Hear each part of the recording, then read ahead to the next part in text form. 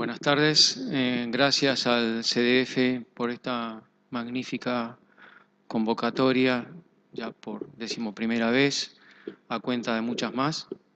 Gracias por esta oportunidad que se le da a la fotografía no solamente uruguaya, sino a países hermanos, de estar compartiendo estos momentos en un abrazo fraterno a través de la fotografía. Gracias a ustedes por estar aquí. Contra las reglas, voy a tratar de, en parte, leer algunas cosas que tengo que decir. Estos son beneficios que tenemos los que padecemos de memoria claudicante, así que voy a tener que apoyarme en estas hojas. Y después, si hay un punterito por allí, me serviría para indicarles algunas cosas a medida que vayamos viendo las imágenes a su debido tiempo. Bueno, la charla que yo tenía preparada, de paso ya me voy a quitar esto para ver los tiempos, que se llama Modos de Hacer, ¿no? No era mi intención hacer un recorrido histórico de los soportes y los procesos fotográficos que están disponibles a quien los busque. Sí, quiero compartir algunas experiencias personales que fui recolectando en estos escasos 30 y pico de años que llevo aprendiendo fotografía, a partir de una práctica solitaria y plena de situaciones inesperadas. ¿Para qué hacemos fotografías? ¿Cómo las hacemos? Ambas preguntas tienen múltiples respuestas y por lo menos un punto en común, que es el impulso de crear una forma y dejarla fijada en un soporte. Desde que la tecnología permitió la reproducción, hubo un cambio drástico en cuanto a la difusión de imágenes, llegando a públicos diversos y lugares distantes. Y también generó un nuevo ámbito para la controversia relacionado con la dualidad original-copia.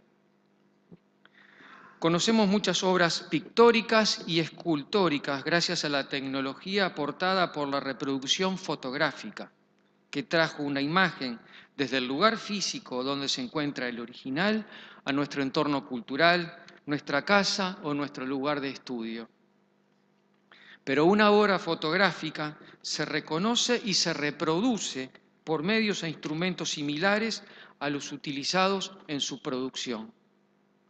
Una obra pictórica original puede distinguirse de su reproducción fotográfica por una cuestión de diferencias de soportes, pero cuando se trata de una obra fotográfica original, no es tan sencillo distinguirla de su reproducción, ya que esta es también una fotografía, por lo menos en lo relacionado con fotografías visibles y tangibles.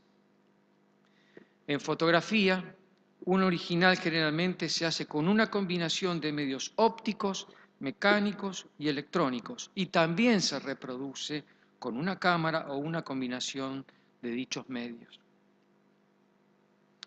Pero mientras que un original fotográfico es un tipo de información, la reproducción es otra. Pueden ser de la misma clase, pero distintas en su propósito. Idealmente, los que practicamos fotografía, tratamos de elegir la manera de hacer las imágenes según el destino que pensamos darle.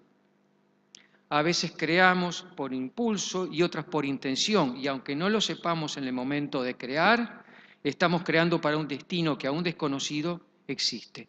Todo tiene un destino. ¿Cuál es ese destino? ¿La difusión inmediata? ¿Un público numeroso o un público específico, limitado? ¿Buscamos proyectar nuestro trabajo de modo que llegue a tantos lugares como sea posible? ¿O creamos sin una meta preestablecida, solo generada por el placer o necesidad de ver una obra concretada, obedeciendo a un impulso del cual no sabemos su causa? Dependiendo del soporte elegido para una imagen, el observador también puede proyectar o extraer sentidos. Pero más allá del tipo de soporte, ¿qué vemos en una reproducción? ¿Qué dejamos de ver, dado que no tenemos el original a la vista para compararlo? ¿Es absolutamente necesario ver el original? ¿No alcanzaría acaso con ver el mensaje sin tener en cuenta los detalles? Y trayendo la cuestión a los soportes fotográficos, ¿qué nos aportaría un original en comparación con su copia? Creo que uno de los beneficios de ver un original radica en una apreciación cercana de cuestiones técnicas. La fotografía es muchas cosas, pero ante todo es una técnica. En ocasiones pueden ser considerada una técnica artesanal si aplicamos la definición de artesanía como toda técnica manual creativa para producir objetos individuales. La fotografía es luz y tiempo. La fotografía es luz, materia y tiempo. Quiero detenerme especialmente en los aspectos materiales de la fotografía, porque las artes plásticas, y yo considero la fotografía como una de ellas, son interacciones entre un creador y la materia, maleable, cambiante, imperfecta. Hablemos un poco de imperfección y de los soportes que contienen, permiten y dignifican la imperfección. Seguramente lo sepan, pero quiero traer a la memoria de ustedes el hecho de cómo se forma una imagen en un soporte que utiliza sales de plata como material sensible a la luz y cómo esto se debe a una falla en la materia dentro del cristal de la sal de plata. La fotografía en plata sobre gelatina existe gracias a la imperfección que existe en la naturaleza. Podemos ver la primera imagen en la cual vemos el soporte de plástico, de acetato, etc. Y allí en una suspensión de gelatina los cristales, las sales de plata sensibles a la luz.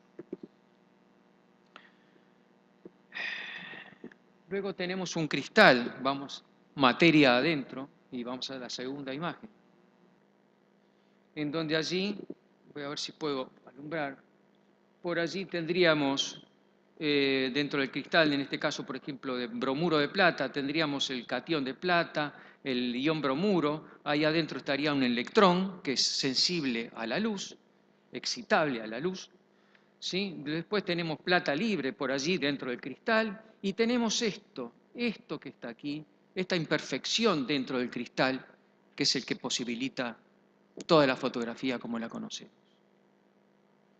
Pasemos a la próxima. Bien, de allí de una fuente luminosa, que ahí es una lamparita, pero puede ser el sol, cualquier cosa, salen fotones, esos fotones golpean contra los cristales, excitan la materia y el electrón se desprende, excitado por esa energía adicional, lumínica en este caso, y se desplaza y es atraído por esa imperfección. Esto tiene una carga negativa. ¿Y qué sucede? Para compensar y neutralizar, el catión de plata vuela dentro del cristal hacia esa imperfección y se empieza a formar lo que se llama la imagen latente. Ahí se empieza a formar la plata negra que luego constituirá la imagen definitiva y que nosotros podemos llegar a ver en un negativo o en una placa o en un papel. Ocultemos esto por ahora el momento. Bien, así que tenemos una imagen latente. Y a propósito de fallas e imperfecciones, quiero detenerme en el hecho de que me hizo valorar aún más las maneras de hacer fotografías. La fotografía tiene a disposición herramientas para obtener resultados perfectos, imágenes sin marcas, puntos ni rayas que seguramente no forman parte de las intenciones iniciales del fotógrafo. Ese resultado perfecto permite que las máculas no distraigan al espectador de aquello que el artista no quiso mostrar. Pero esa es solo una manera de ver las cosas. En ocasiones, la perfección nos aleja del contexto histórico e incluso de la apreciación de una belleza de lo imperfecto. A veces me pregunto acerca de este culto a lo impoluto, a lo aséptico, a lo decepcionantemente perfecto. Hay soportes que permiten y alientan otro tipo de trabajo y que conducen a resultados cuya sutileza no radica precisamente en la perfección, sino en lo rústico y austero. Lo imperfecto ha permitido la fotografía. Sin embargo, tratamos de eliminar toda imperfección. Materia e imagen, vehículo y contenido son separados en esa intervención perfeccionista. Toleramos imperfecciones, incluso las consideramos parte integral en cierto tipo de obras visuales y plásticas, pero las consideramos deméritos si están presentes en una impresión fotográfica. Hay un tipo de belleza imperfecta que algunas culturas reconocen como virtudes estéticas. Y esta estética responde no solo a cuestiones artísticas, sino también filosóficas. Me refiero a los conceptos japoneses de sabi y wabi, donde lo rústico, lo modesto, aquello que no reluce, aquello que muestra la dignidad de la pátina del tiempo, o incluso el acto fallido de la mano del artista, es considerado de gran sutileza y humilde refinamiento. Pero para dar un ejemplo occidental, les voy a comentar mi experiencia con Brassai. Algunos años atrás vi en Buenos Aires una exposición del fotógrafo húngaro Gyula Halász, más conocido como Brassai, reconocido por sus fotografías de París nocturno. Eran fotografías en tamaño pequeño, 18 por 24 o algo así, y que invitaban a acercarse para revivir esa escena en las escalas que Brassai decidió imprimirlas. Y al acercarme vi la mano de Brassai, vi los elementos de que disponía, vi la ingenuidad y vi la imperfección, y eso me conmovió. Allí estaban las correcciones de lo que serían puntos y rayas en el negativo, correcciones hechas con un bolígrafo, que me hablaban de su época y de los modestos recursos que tenía disponibles. Lejos de disminuir la calidad técnica, esos pequeños puntos y rayas en tinta azul daban alma a la obra. Entonces, ¿qué queremos ver? ¿Qué queremos hacer y cómo? Ninguna manera de hacer fotografías es mejor que otra. Solo son preferencias que se consideran por el resultado final y por preferencias en el momento de trabajar, dicho de otro modo, por el uso del tiempo, el uso de la materia. ¿Qué somos capaces de apreciar con nuestros a veces no totalmente utilizados sentidos? No puedo evitar establecer una conexión entre fotografía y música. Quizás sea porque la emoción de la música estuvo presente en los primeros recuerdos de mi infancia y porque la fotografía cambió y amplió mis capacidades de emocionarme de adulto, cuando nuestra sensibilidad puede llegar a anestesiarse. A veces me parece que hablar sobre fotografía es como hablar de música. Aunque las percibimos mediante diferentes sentidos, son lenguajes que nos hablan en forma de ondas y de tiempo. Incluso veo mi cámara fotográfica como un instrumento de viento. En ella entra el viento de la luz, los fotones que impactan y moldean al material sensible y hacen vibrar todo lo que rozan. ¿Qué es la fotografía para cada uno de ustedes? ¿Por qué están hoy aquí? Me gustaría saber si recuerdan las primeras fotografías que vieron con detenimiento y que quizás hayan sido las que luego despertaron esa curiosidad por la fotografía, ese deseo de practicarla para algunos y de analizarla para otros. ¿En qué soporte vieron esa fotografía iniciática? ¿Una publicación, una revista, un libro, una pantalla, un original? ¿Y cuál fue la primera obra musical que los conmovió, esa que recuerdan como algo distinto a simple sonido? ¿Cuál era su soporte, su medio, su vehículo? ¿La radio, un disco de vinilo, un cassette, un CD, un artista en vivo? Y según pasa el tiempo, ¿qué sucedió con las distintas formas de recibir esos tipos de información, esos estímulos? ¿Nos da lo mismo un soporte que otro? ¿Preferimos siempre los últimos avances de la tecnología o recordamos o añoramos un tipo de tecnología que aportaba otro tipo de sensaciones, no siempre vinculadas a una mejor calidad? ¿Qué tipo de resonancia hay entre los estímulos que despertaron nuestro interés o nuestra pasión y los que recibimos hoy, producto de lo que nos ofrece el mercado? ¿Qué se ganó y qué se perdió con el cambio? Antes de despertar la sospecha de que valoro más los procesos analógicos que los digitales, quiero descartar esa postura simplista. La cuestión radica en qué es lo que uno quiere decir y cómo quiere decirlo. La elección de la meta y del camino para alcanzarla, el qué hacer y los modos de hacer. Como un ejemplo paralelo con la música, digamos que encontré modos de hacer las cosas en los que resueno con mis materiales, que a veces me ofrecen posibilidades que otros no permiten. Hay resultados que solo se obtienen de cierta materia y aunque no siempre pueden ser apreciados, no solo se trata de expresar lo que se tiene para decir, sino de investigar nuevas formas para decirlo, aunque algunas de las cuales paradójicamente se encuentren vinculadas a los orígenes de esa disciplina. Hay una técnica detrás de cada material, de cada herramienta, y también una técnica como parte del proceso de realización. Al respecto, quiero traer a esta ponencia a un buen amigo que continúa su investigación en el arte y los modos de hacer música. Quizás lo hayan visto acá cuando estuvo Paco Ibáñez recientemente dando sus recitales. Me refiero a su guitarrista Mario Mas. Y quiero transcribir unas palabras que él me envió a propósito de esta conferencia en la cual yo lo iba a mencionar.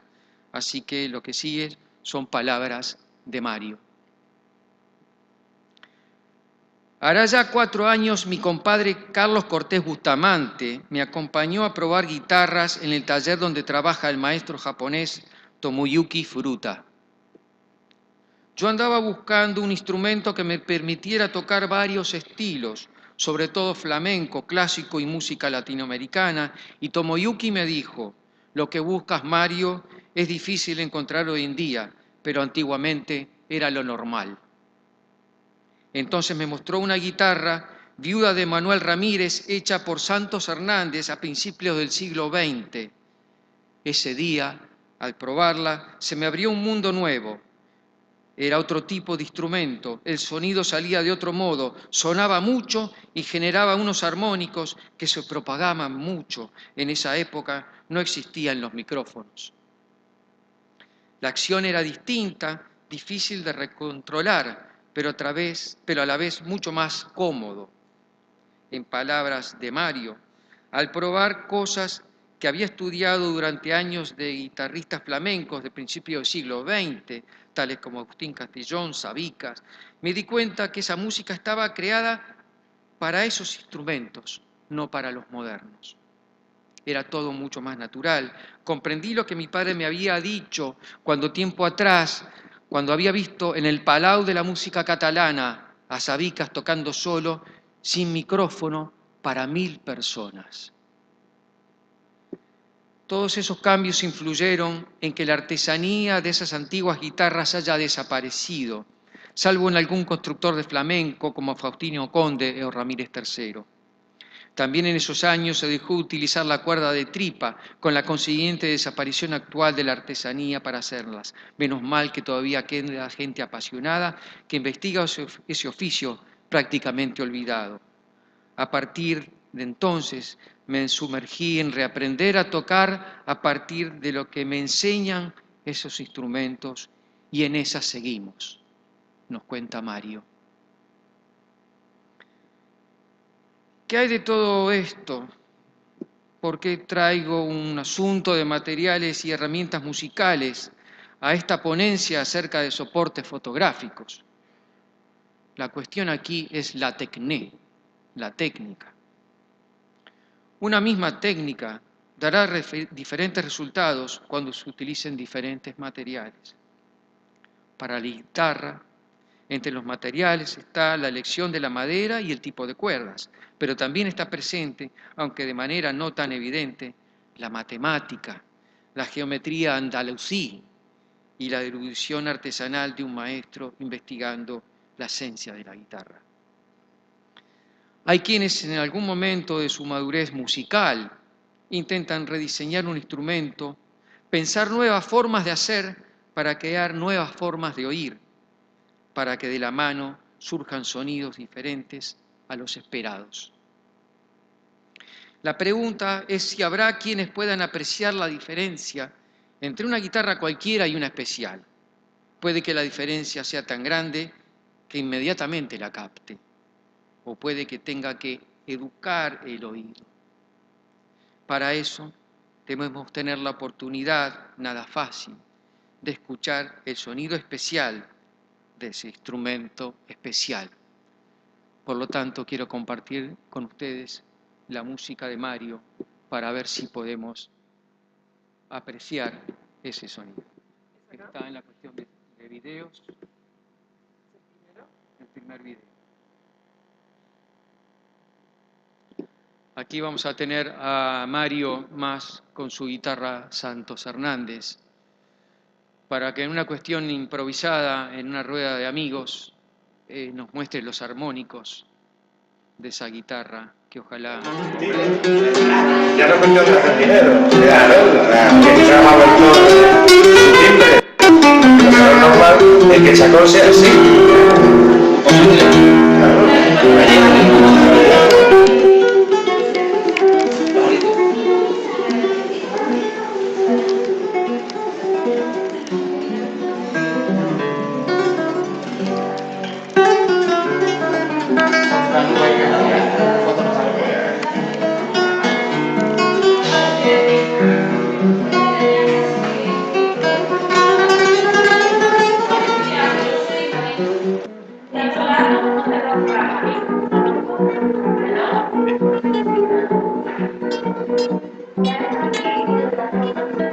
Esto es una joya.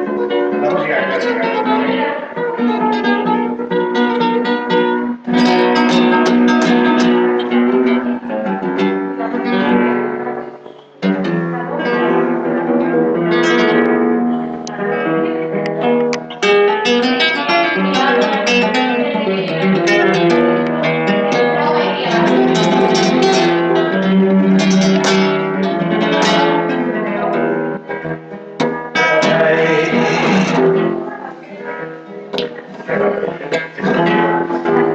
Prueba ahora, que ahora está en su punto.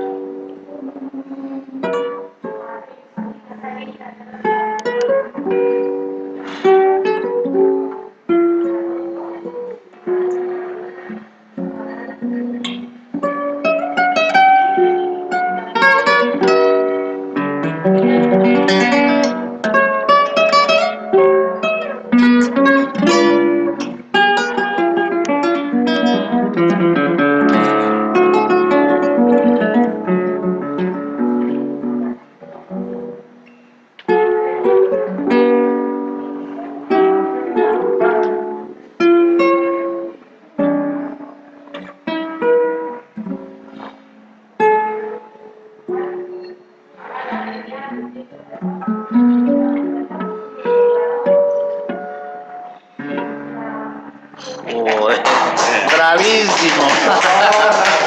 ¿Cómo suena? Salud, Mario, que estás en Sevilla. Bien. A veces considero también que mi cámara es un instrumento, como le decía, de viento. Por ella pasa el viento del sol.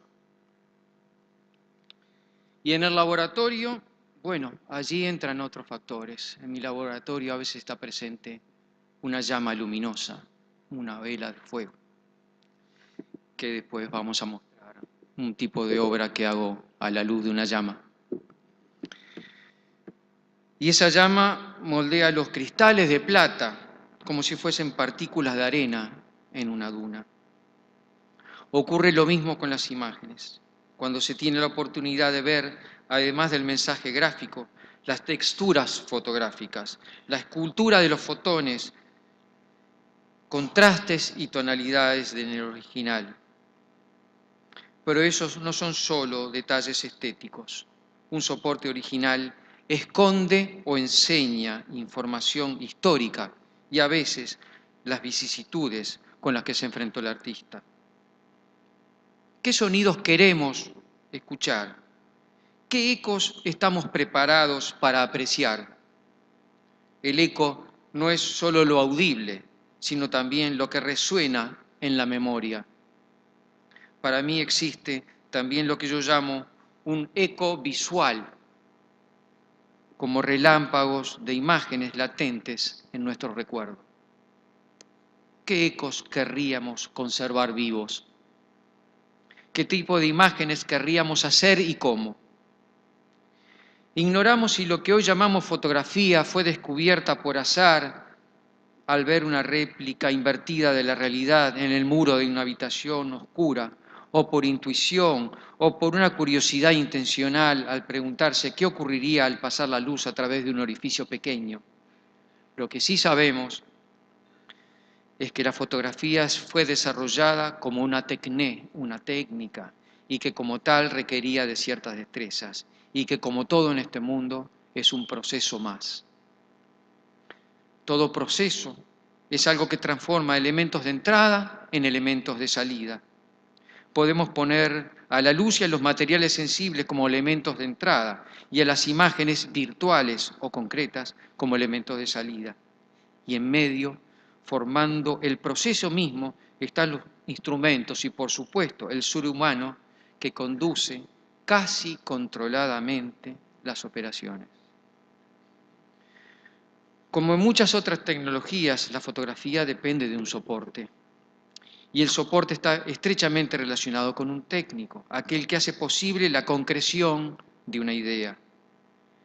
El soporte es esa materia dúctil que el técnico moldea, adapta, altera. Hay imágenes fotográficas que por sus características pueden independizarse de los soportes, mientras que otras ganan o pierden calidad y cualidad según sea el soporte en el que se las incluye, y ese soporte, a su vez, generalmente depende de una herramienta. A veces esa herramienta es un artefacto, otras veces la herramienta es nuestra propia mano. Creo que en fotografía nos hemos ocupado excesivamente en la lectura de imágenes, en interpretar las interpretaciones. El arte se exilió en la palabra, en palabras de Jean Legat.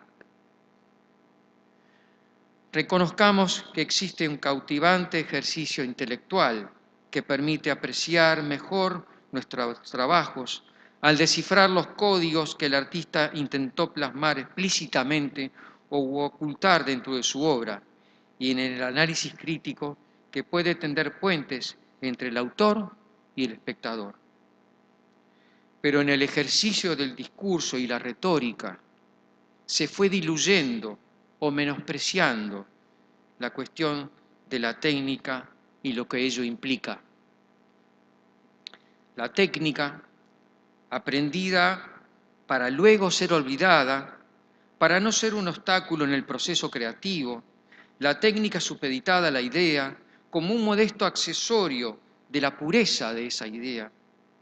La humilde técnica es la puerta más auténtica que nos abre el paso para ingresar al espacio del creador. Tecné implica ensayo y repetición, y en ese camino la ocurrencia de incontables errores. Pero hay cosas que solo se aprenden mediante el esfuerzo. No estoy haciendo una apología del trabajo arduo, pero la experiencia me enseñó que la repetición, incluso el tedio que implica cierto tipo de técnica, contribuye a afrontar los actos fallidos para descubrir en ellos algo de lo que luego podrán extraerse resultados positivos. La estrategia de aprender una técnica y luego olvidarla para crear, libre del entorpecimiento que produce la duda, es útil cuando se desea un resultado esperado, libre de sorpresas.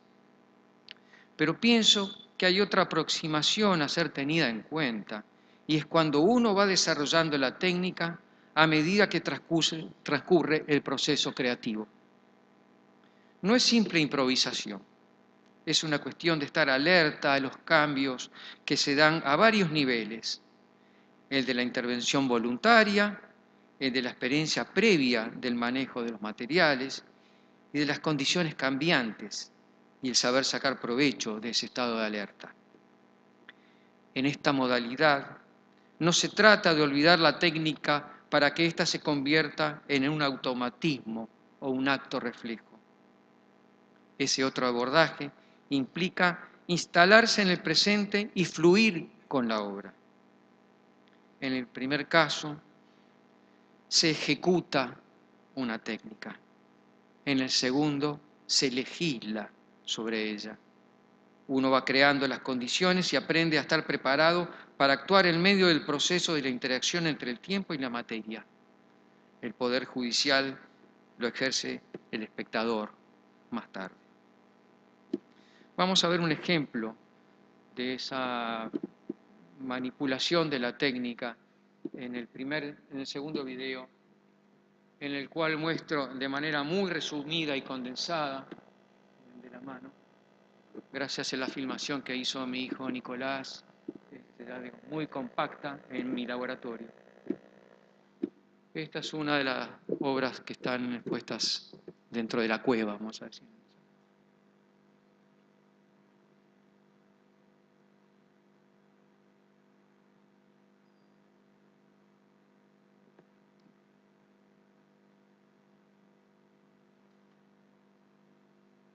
Lo que tengo allí es una hoja de papel tradicional blanco y negro, de plata sobre gelatina, en la que está recién sacada del sobre, papel blanco.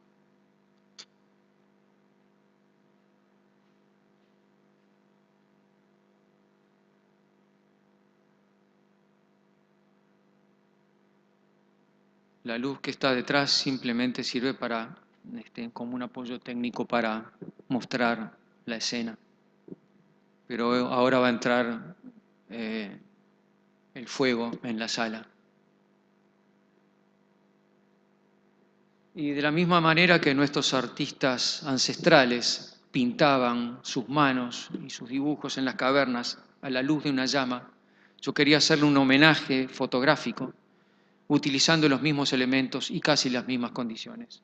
En este caso, la imagen aparece gracias a la luz del fuego.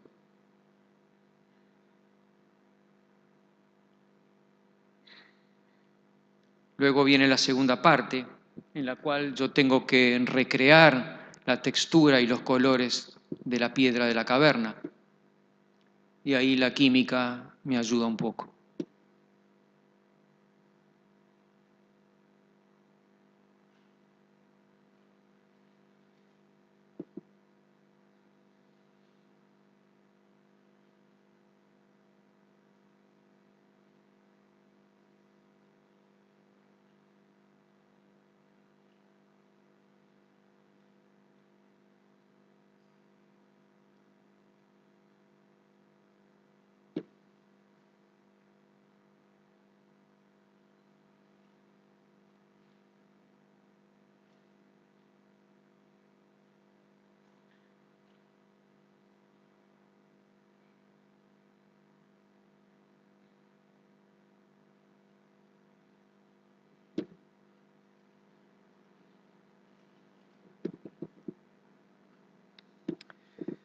Es posible que por cuestiones naturales me esté anquilosando. Es posible que tantas horas en el laboratorio hayan finalmente hecho mermar mis escasas facultades intelectuales.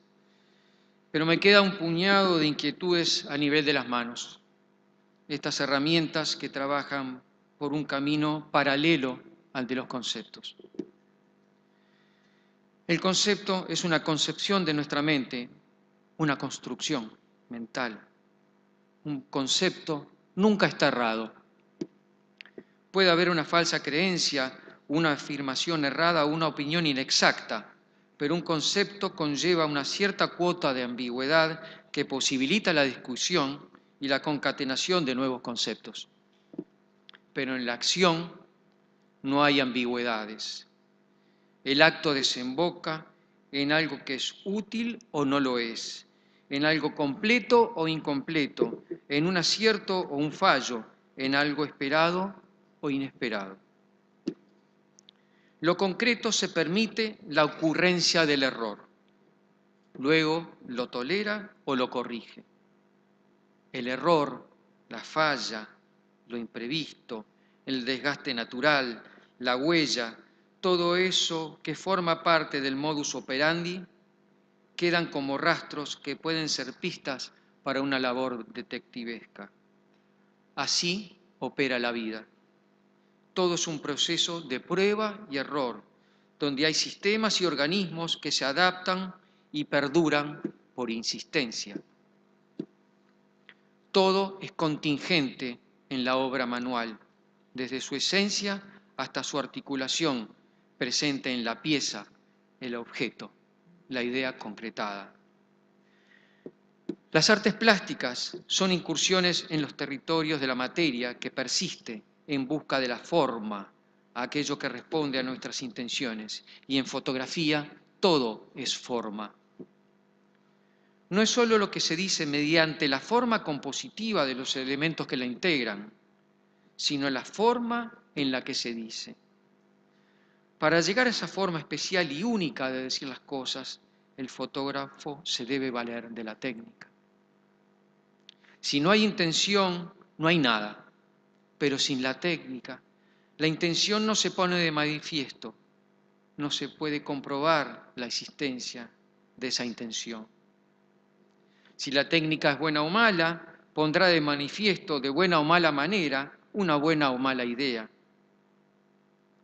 La técnica, es decir, la forma en que hacemos las cosas, hace que se materialice la idea sobre un soporte.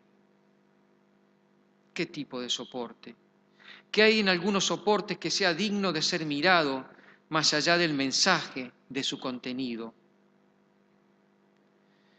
Por una autoimposición busco una coherencia que es absolutamente subjetiva, personal y hasta caprichosa entre las ideas, mis técnicas y mis materiales. ¿Y para qué? ¿Con qué fin hacemos fotografías? ¿Qué destino queremos para ellas? Bueno, para la difusión inmediata y masiva, el soporte digital parece ser el medio ideal. Un público específico, selecto, limitado. Suena incómodo decirlo, pero sabemos que por cuestiones de coincidencias históricas habrá un público receptor y otro que no tendrá la posibilidad de esa experiencia, de ese conocimiento directo de ciertas obras. Hoy contamos con diferentes tecnologías para producir obras que alcancen a todos los públicos. Cuando existe una intención, una idea, ¿cuál es el mejor soporte para esa idea? ¿Y qué tan significativa es esa coherencia entre idea, técnica, material y soporte?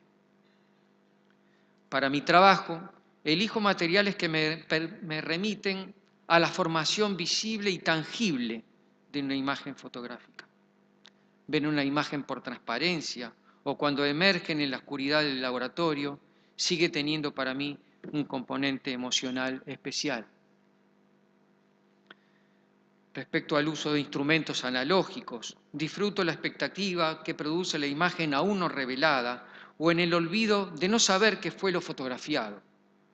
Esa dilación, esa postergación es de por sí un augurio. Y también cuando después de revelados y secados evalúo los negativos según sus opacidades y veo la aglomeración de los granos de plata allí donde la luz formó la imagen, es como ver materia adentro. Quizás es que aprendí a maravillarme con muy poco, con la corporeidad de la imagen, su espesor material. El que no siente esto no podrá entenderlo. Y si no lo entiende, es porque quizás no lo considera tan importante después de todo. Y está bien que así sea. Sé que entre nosotros hay muchos fotógrafos que durante años trabajaron en sus laboratorios y pueden recordar a qué me refiero. Y sé que muchos no sienten nostalgia de las horas en un cuarto oscuro respirando sustancias azufradas. Pero no me siento parte de un pasado fotográfico. Para mí se trata de un nuevo presente. Yo permanezco en un enamoramiento con un tipo de fotografía que luego de 30 años continúa siendo correspondido y sigo descubriendo algunos de sus secretos que me son confiados, no por méritos propios, sino de puro insistente. Un ejemplo de nexo entre idea, técnica y materiales se da en el tema de la alquimia en mi obra, soportes y materiales que permiten la transmutación de la plata negra en plata coloreada. Podemos ver algunas fotografías de esa serie.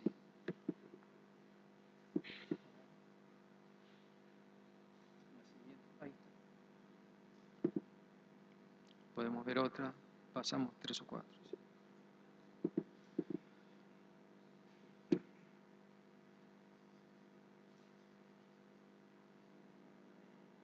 Bien.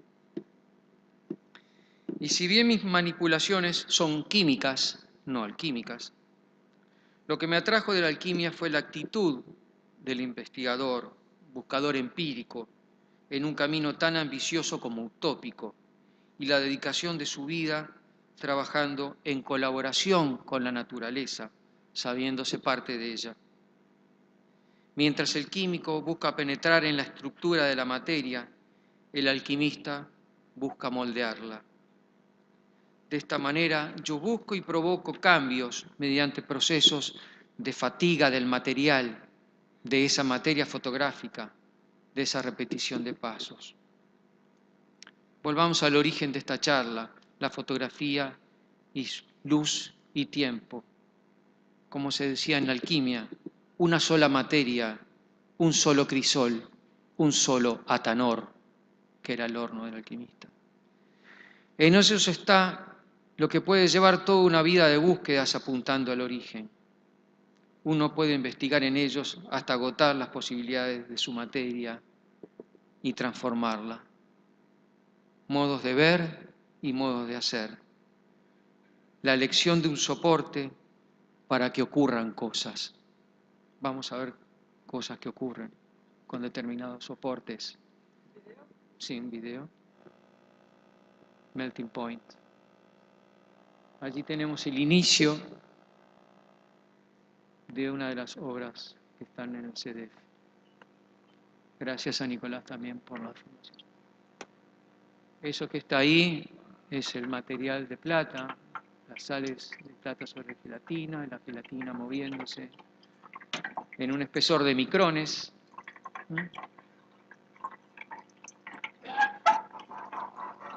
Materia dúctil, si las hay, materia maleable.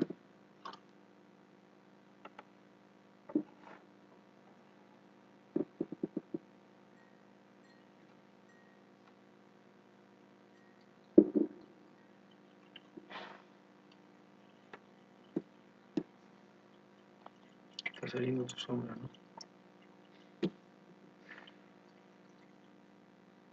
Uno puede seguir este proceso por un tiempo indefinido porque las formas toman un curso propio.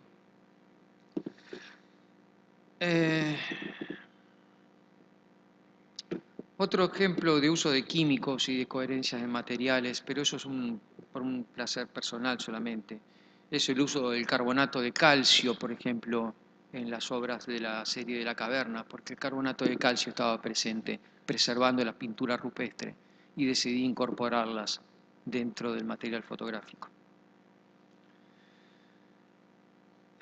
Podemos elegir soportes estáticos y otros dinámicos que acompañan el paso del tiempo. Estos últimos soportes yo los considero vivos. Su contenido cambia y con él la propia obra. A veces los cambios son sutiles, imperceptibles a lo largo de los días, como el crecimiento de una planta.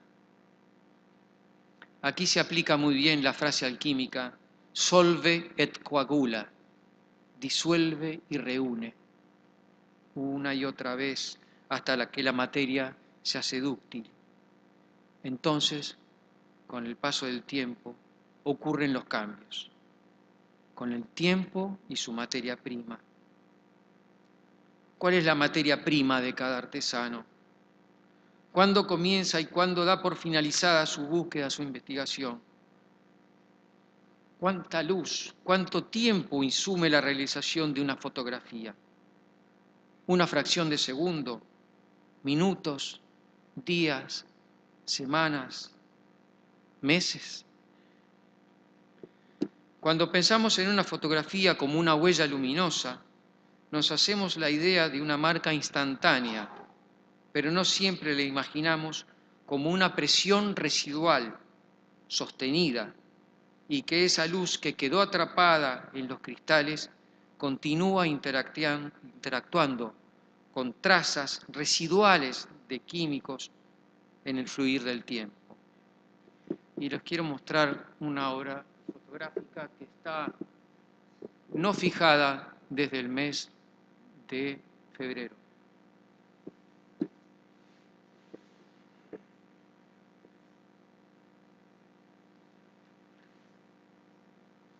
Me permito tomarlo a manos desnudas porque sigo trabajando en eso. Cuando lo empecé a hacer en el laboratorio, esta era una hoja en blanco y la abandoné porque pensé que no surgía más nada de ella. Eso fue en el mes de febrero. Tuve que viajar y por suerte no tiré esta hoja blanca. En marzo, cuando volví a mi espacio de trabajo, habían aparecido algunas huellas, muy sutiles. Decidí dejarlo hasta el mes de abril y ahí aparecieron no solo las huellas, sino trazos de otros colores por aquí. ¿Hasta cuándo lo voy a dejar? No lo sé. Esto en este mismo momento está interactuando con la luz de esta lámpara y dejo que así sea. A veces las pongo al sol, a veces la oculto. Es una fotografía viva, es como un organismo que me ha llevado a compartir esa vida que late, esa vida inorgánica que late en este papel, hasta proyectos que todavía no imagino.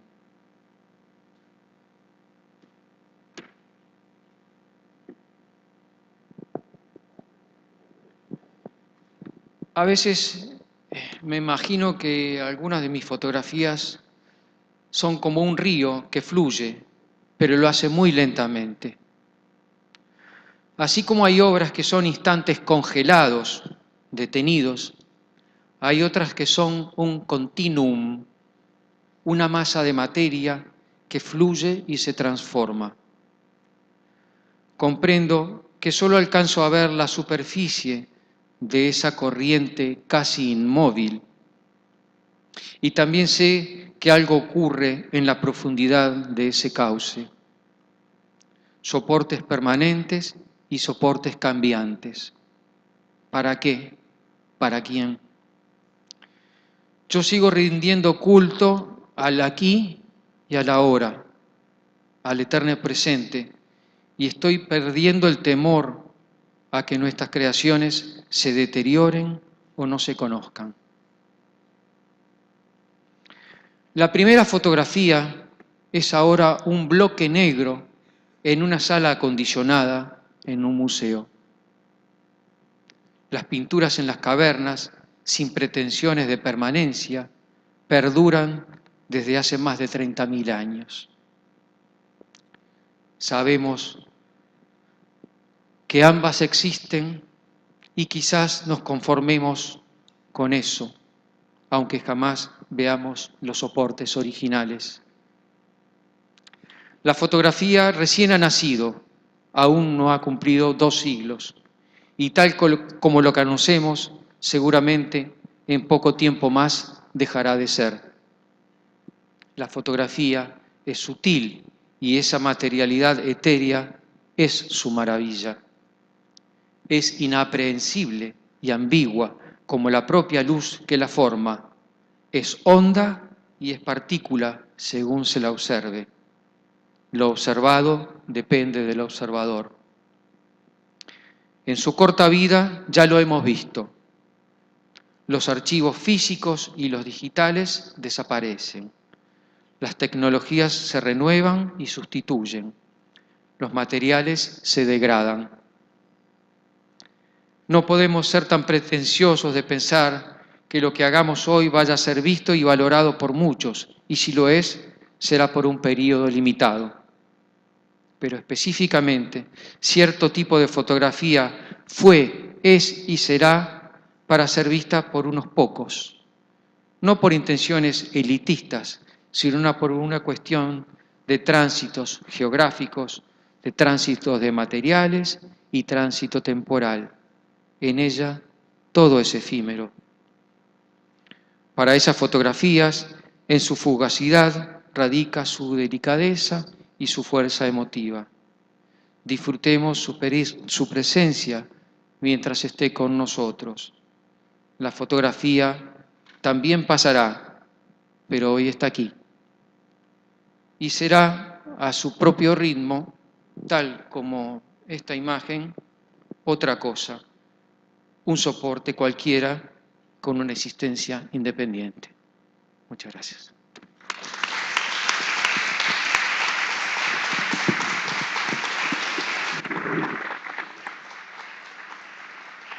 Muchas gracias, Roberto.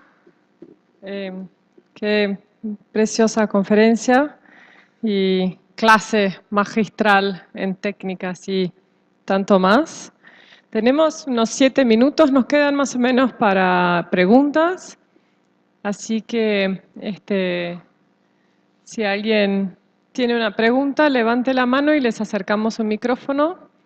Si recuerdan que estamos transmitiendo en vivo y todos pueden ser escuchados.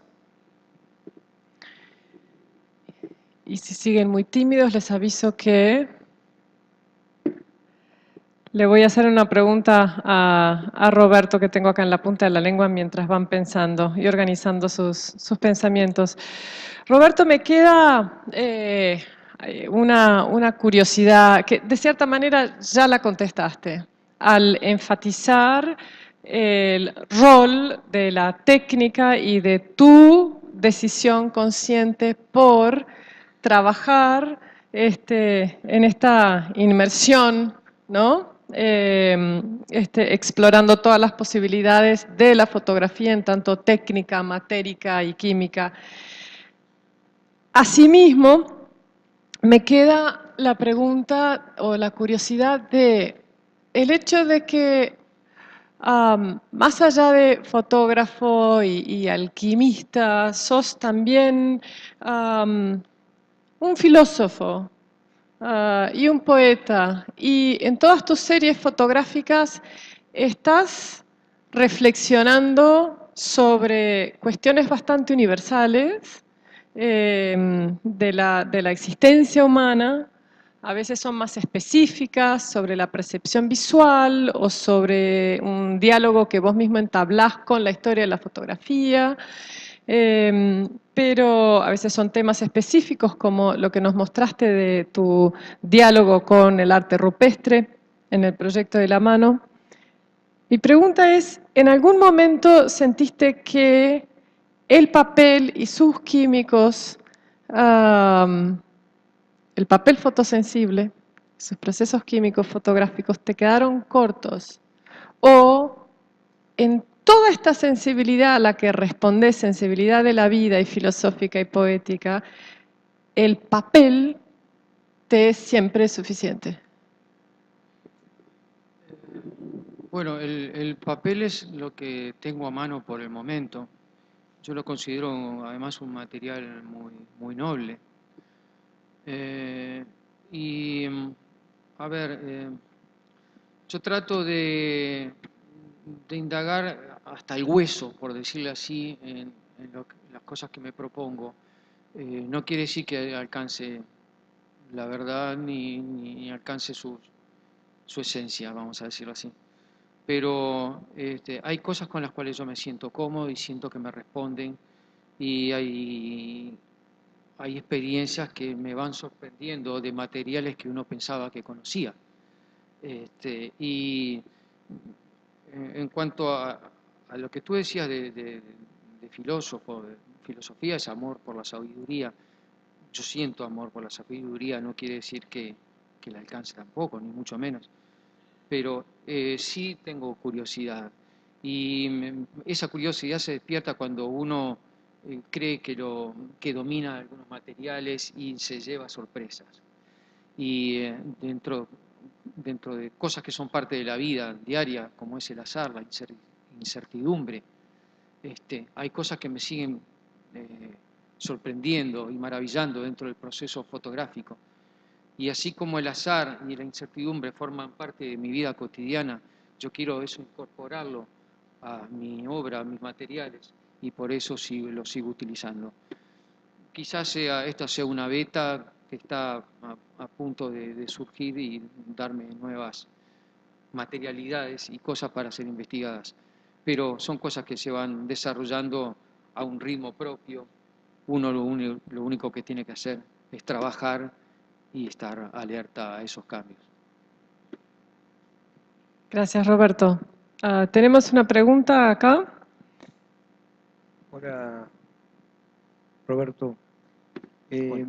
Bueno, valiéndome un poco de... Un poco más alto, por favor, que no se escucha. Bien, valiéndome un poco de conocer tu obra y conocerte, me atrevo un poco a preguntarte sobre, ya Verónica refirió muy bien a la parte filosófica y poética que conocemos de tu obra, muy rica. También está una zona de riesgo que tú asumís al trabajar con los productos químicos, tóxicos, y sabemos que llegás muy a fondo también en eso, pero yo quería preguntarte en particular sobre otro tránsito.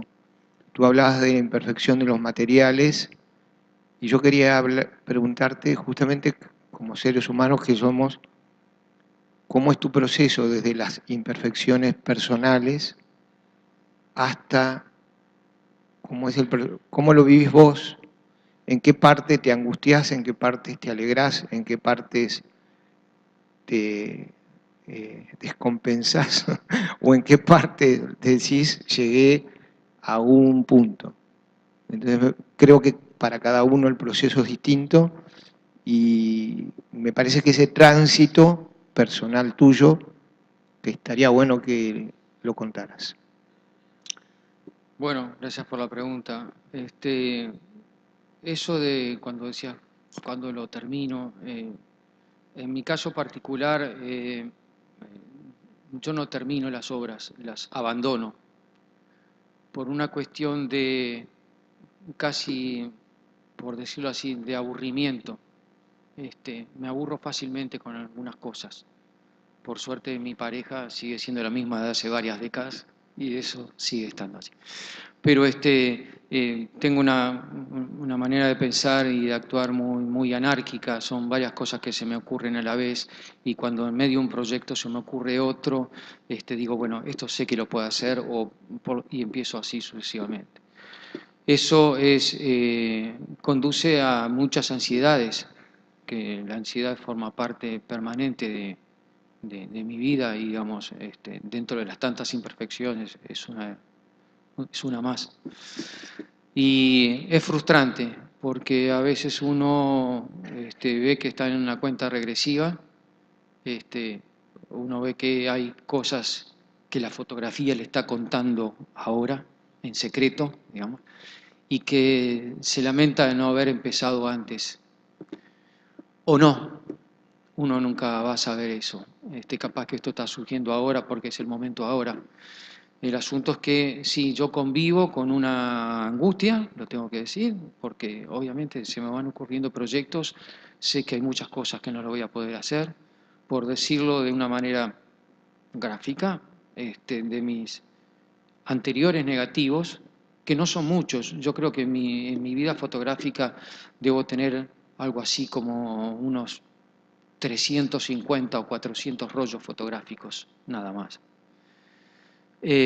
Aún así, dentro de esos negativos, los que yo considero aceptables para ser impresos, si tomamos hora hombre laboratorio, no me va a dar la vida para imprimir esos que yo considero aceptables.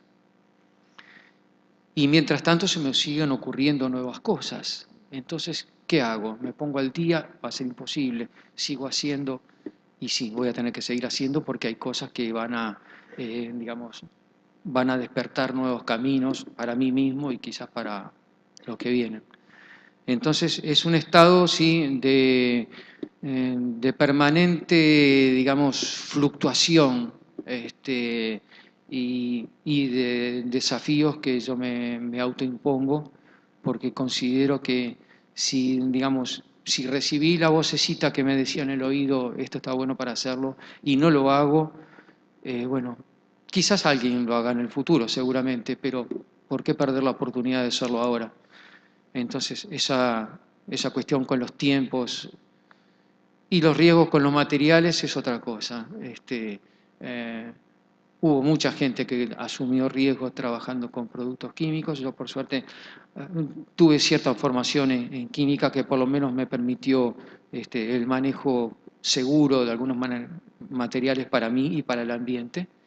Pero hay algunas cosas que sí, obviamente, la mano está puesta con los químicos, ustedes lo vieron allí, pero aún conservo las huellas digitales.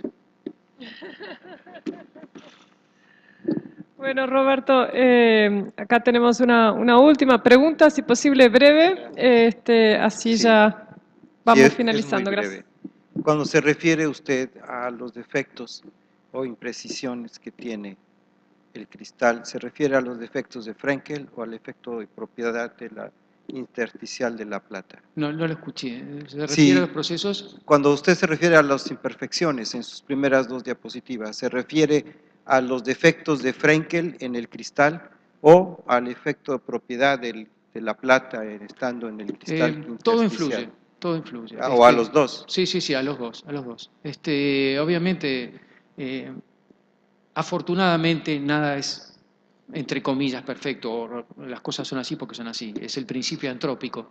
¿Por qué estamos hoy acá? ¿Qué sentido del universo? Bueno, capaz que el universo existe porque hay alguien que se pregunta acerca de la creación del universo. Entonces, hay formas, digamos, incluso que están presentes en la naturaleza. Nos gusta mucho la simetría, porque la vemos como algo armónico de lo que está representado en muchas figuras de la naturaleza. Sin embargo, en una simetría absoluta Eso para mí es estatismo. No habría posibilidad de un desnivel que permita el movimiento. Entonces, para mí la simetría es imperfección en el sentido que no permite cambio.